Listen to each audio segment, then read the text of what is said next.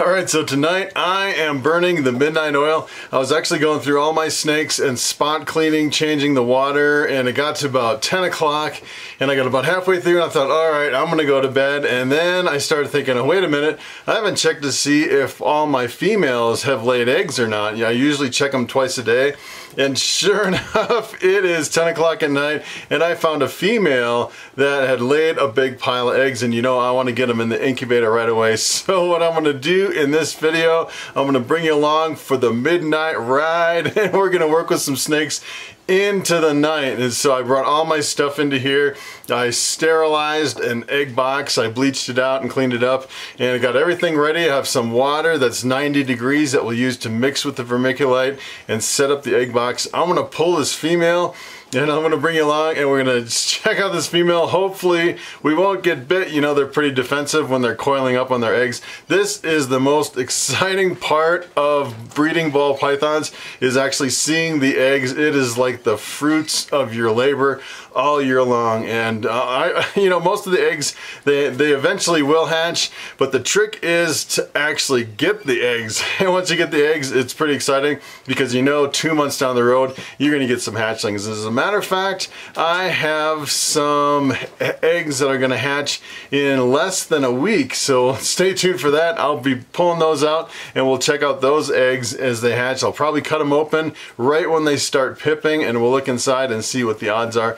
This actually is a lesser female that I crossed with my scaleless head male. So we're going for the scaleless head lessers. And you know, if you have a male and a female scaleless head lesser, you breed them together, you could get a totally scaleless pure white snake with blue eyes. That is the goal of this project. So it'll be pretty interesting to see if we get at least one male and one female scaleless head lessers in 2 months after these hatch. So let's go pull these eggs and set them up in the egg box. All right, so this girl is actually all the way up on top over here in the corner. I need a ladder to get up to her. I use this little 3-step step stool, and she is actually way up here on the very top tub. Let's take a look at her. And I found out I just changed all the substrate, and I found out I definitely used too much substrate because you can see it's kind of getting all over the place. But she is really coiled up on these eggs. I've never seen one coiled up quite so high up on the eggs. It's pretty amazing. She's really got like a death grip on those eggs. Let's see if we can kind of wake her up a little bit here. See if she'll come off of those eggs. There's definitely eggs in there. What I'm gonna do is I'm gonna pull them down and I'll put her on the table down here, and we'll see if we can get her off of those eggs. I've never seen a ball python so tightly clung to those eggs. That's pretty incredible. Can't even see the eggs. She is on them. All right, now we can kind of see the eggs here. She's kind of pulled away from a little bit one of them. You can definitely see there's some good eggs in there. That is a nice clutch of eggs. So I'm going to set this camera up on the tripod and let's see if we can get her off those eggs. Alright, so here goes nothing. I want to try to get her off, and usually ball pythons are really defensive when it comes to their eggs, so we'll see how this goes. Sometimes they can get a little bit nippy and usually they buck you off a little bit. I've never actually been bit. I've been, you know, pretty cautious when I'm doing this, and she does not want to let go of these eggs. Let's see if we can get her off here. There we go. Whew.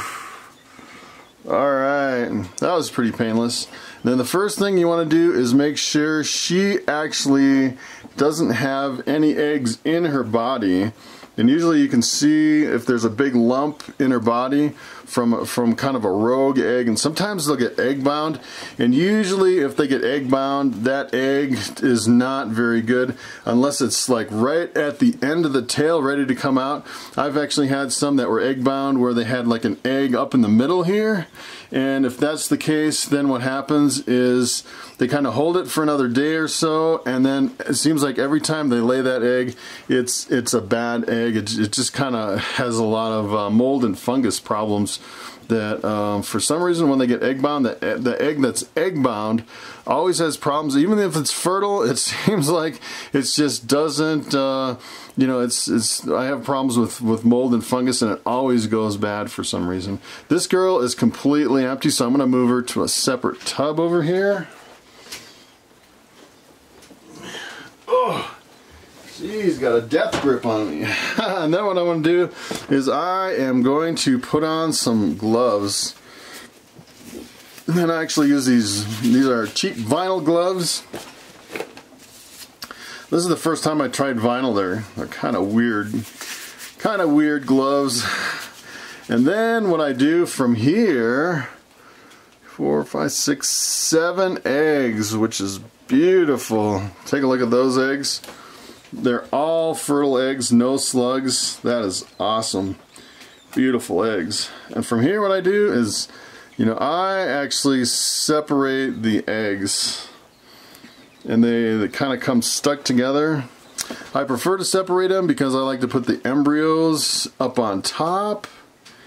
And then if one goes bad, I can easily separate it from the other ones, and it doesn't, you know, if one gets moldy or anything like that, I like to be able to separate them. The only way to really separate them is right now. And they are really stuck together. It's almost like leathery eggs that are stuck together with Elmer's glue or something like that. It's really interesting. And usually you can just kind of pull them and then wait, kind of, you know, apply a little more pressure at a time. I've never actually ripped an egg. And hopefully I never will. And then usually what I do, I go a little bit on one side, and if it's like peeling too much, I go from the other angle, just so it doesn't rip. And you can tell these have been laid pretty much, I would say they were laid probably 5 or 6 hours ago, because they're already kind of setting up. They're pretty leathery and they're pretty stuck together. If you can catch them really early, right when they lay them, then they're not really this stuck together.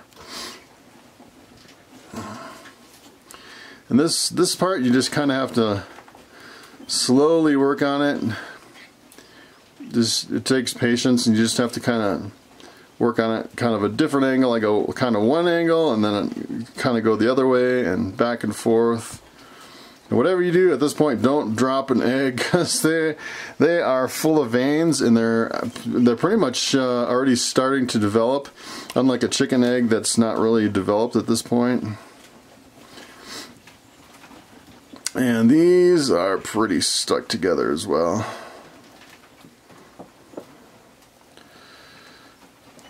Alright. You know, I just realized one thing I forgot. I didn't bring it into the room with me, and that is a Sharpie. So the next thing we're going to do after I separate these eggs is I'm going to candle them, and then we're going to figure out where the embryo is, and then when we put them in the egg box, we'll put the embryos up on top. And I've kind of read a few articles that say if you put the embryos on top facing up, you have better hatch rates. You have more eggs that'll actually hatch. I've also seen another article that said if you have the embryos on the bottom, you can actually get bigger hatchlings, which is kind of interesting. You have fewer of them hatched, but the hatchlings are bigger. And well, that's interesting. This one actually, this is actually the first one I've ever had kind of leak like this. So I don't know if you can see that. I actually have a little coming out right there, which is kind of concerning. That's the first time it ever happened. And hopefully there's no problem with that. It shouldn't be any problems at all. As a matter of fact, I might just keep this one over to the side and keep that on top. So that's kind of an interesting dilemma I've never seen before. So let me get a Sharpie and we'll candle these eggs. Alright, so this is what I use for a little pen light. I have a little pen light that I carry in my pocket. It is really super bright. And what I'm going to do is I'm going to turn off this main light here. And we'll go through and candle these eggs. And we'll see what we can see here. And you see this one has a little kind of this is the little thing that kind of shakes, and the little circle, that is the embryo. And what we want to do is keep that on top when we're incubating, so I just put a little check mark right there. This one is right here. You can see it's up on top here.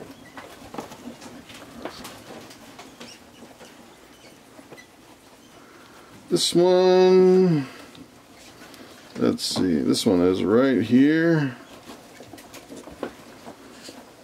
You can kind of see it jiggling around a little bit.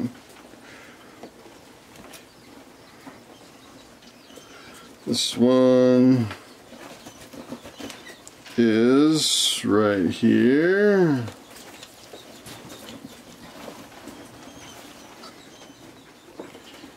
And I noticed that one that has a hole in it, it's dripping out even more, which is kind of concerning.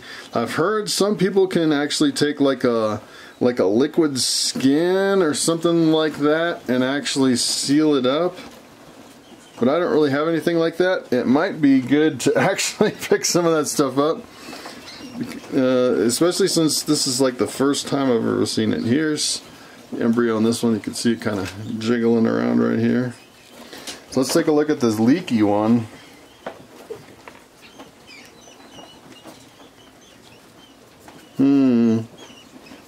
So it's kind of leaking right there. And it looks like the embryo is right there, and the leak is actually right there. I think that should be okay. We'll see. It'll be kind of interesting to see how that actually develops. I've never actually run into that problem. Alright, so this egg actually is continuing to leak, and I'm getting a puddle down on the bottom of the tub here. And what I'm actually thinking of doing is, take a look at this, a band-aid. What do you think of that? Putting a band-aid on the egg. This has never happened to me before, so I am improvising here. It makes me rethink separating the eggs this way. I don't know what else to do with this thing.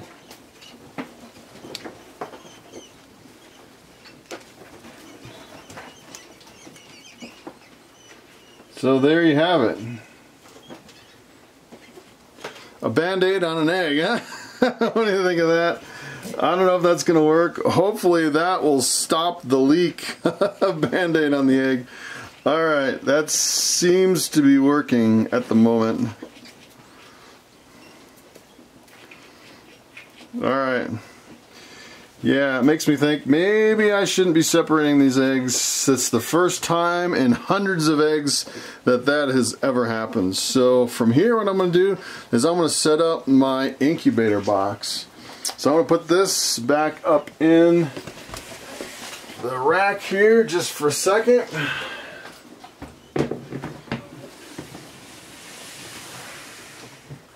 Now let me set up my incubator box.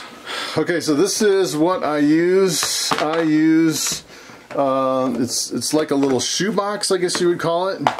You can get them on Amazon pretty cheap, and I'm not sure exactly how big it is. I have a whole bunch of them, and they fit in my incubator just right. And what I'm going to do is I'm going to add an equal part of vermiculite and water. So I'm going to zero the balance.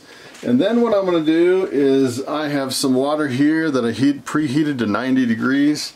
And I'm just going to put a little bit in here.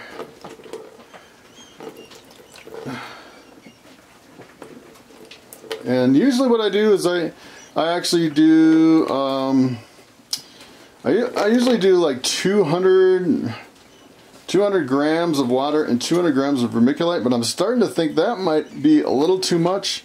I might actually do a little bit less. So I'm at 155 grams of water. It doesn't really matter as long as you get the mixture the same. So 155 grams, I'm going to zero it.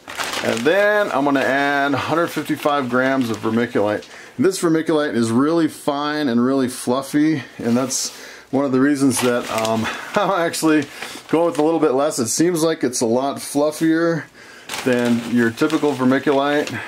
So that is 115, 120. This should be close to 155, this whole thing. Here, 151, 152, 53, 54. That is exactly 155. And then from here, what you want to do is you just kind of want to mix it together. So you mix up the water and the vermiculite. And really what you want is you want enough vermiculite and water to where you can make a clump, but you don't want it to drain through your fingers. And you know, I've always found that this is the perfect amount. You don't really have to add any more water the whole 2 months of incubation. It's pretty amazing. It's just enough to hydrate it without getting it soaked. And that is kind of the key. So then from here, what I'll do is I'll just kind of even it out and push it down. Make sure it's flat.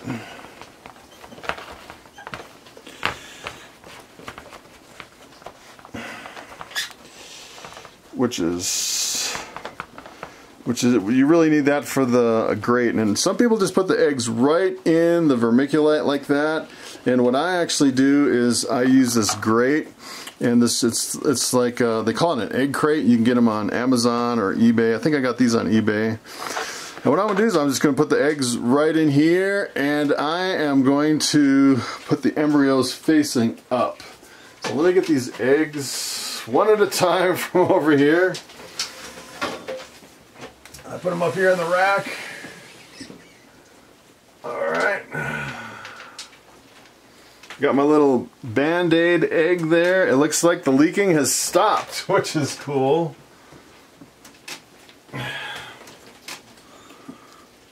Alright.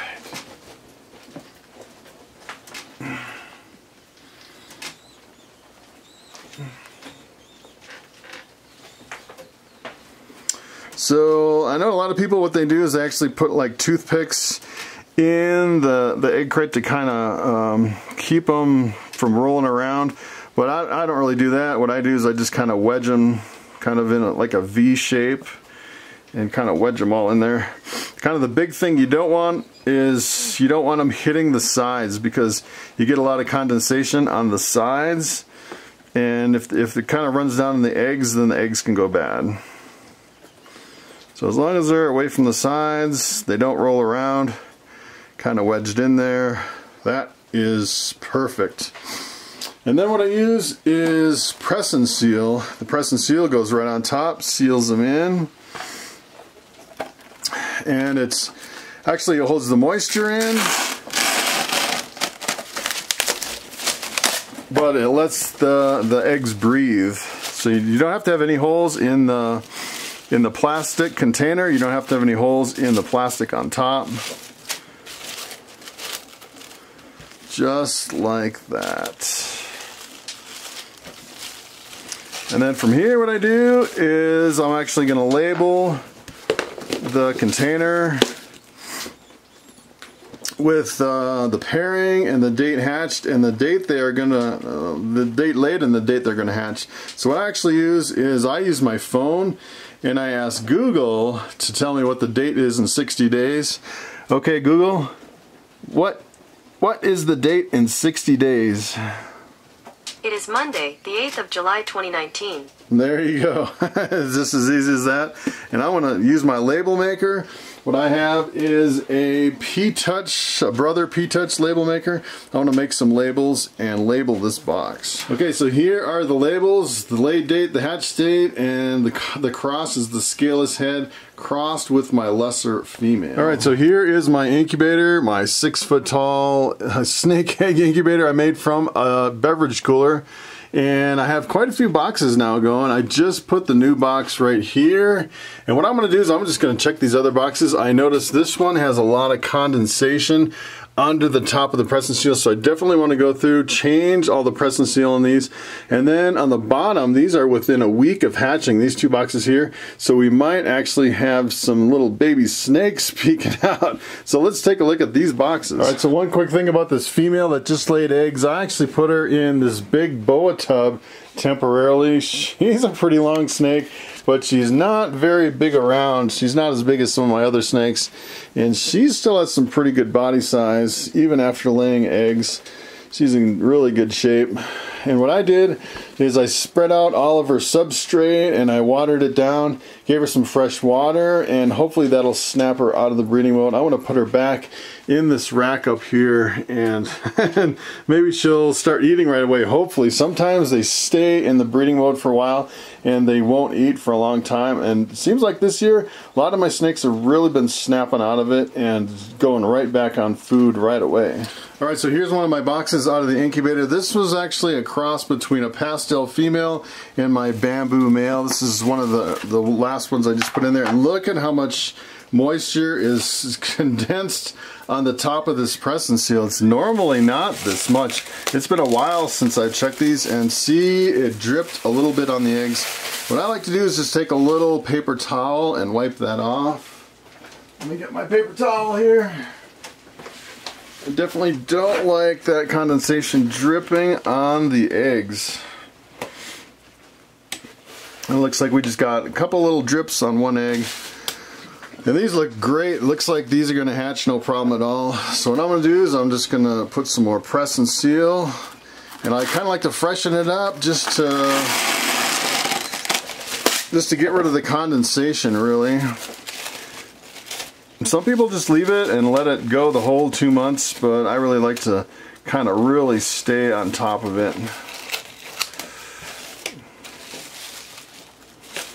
Alright, let's move to the next box. And one thing you really have to make sure is you stretch this pretty tight so it doesn't drip down on the eggs. I like to stretch it pretty good. Alright, here's another box. This was my fire pied male crossed with the normal. Everybody loves het pieds. So many people are asking me, where are all your het pieds? I definitely will have some het pieds this year, and this looks really good too. So let me put some more press and seal on this one.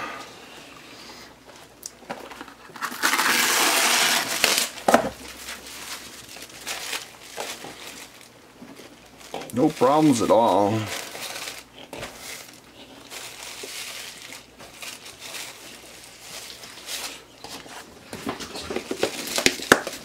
Alright, so some people have actually been asking me what this is on my wrist. This is actually what turns the camera on and off. It's a little remote control. Sometimes it's easier on my wrist, but I don't think it is in this case.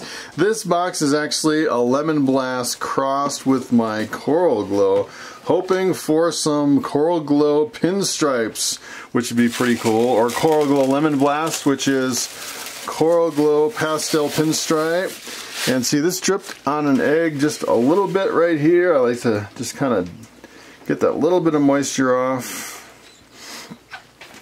And those look fantastic, no problem at all.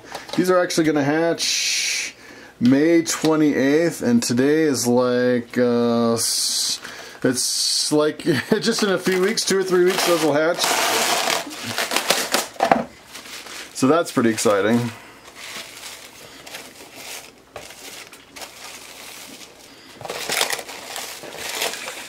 And I think the tighter you really pull this, the less dripping you'll get down on the eggs.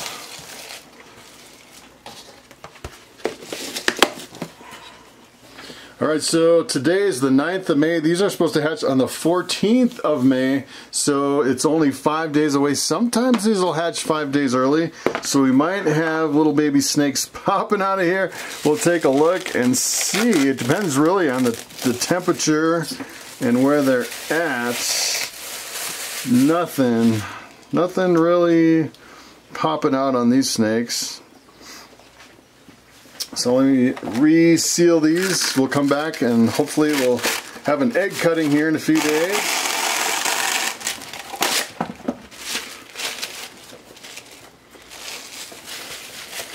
These are all looking really good. It looks like these will all hatch, which would be really awesome.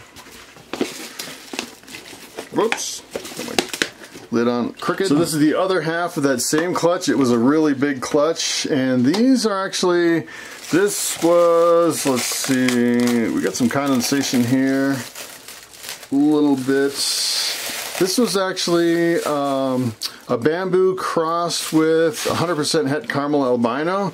So what we'll get is pretty much all normal looking snakes, or all 50% bamboo, 50% normal looking, 50% het caramel albino. And of course with the caramel albino there are no markers, so you really can't tell which ones will be het caramel albino and which ones aren't. So basically it'll just be either bamboo or a normal looking snake.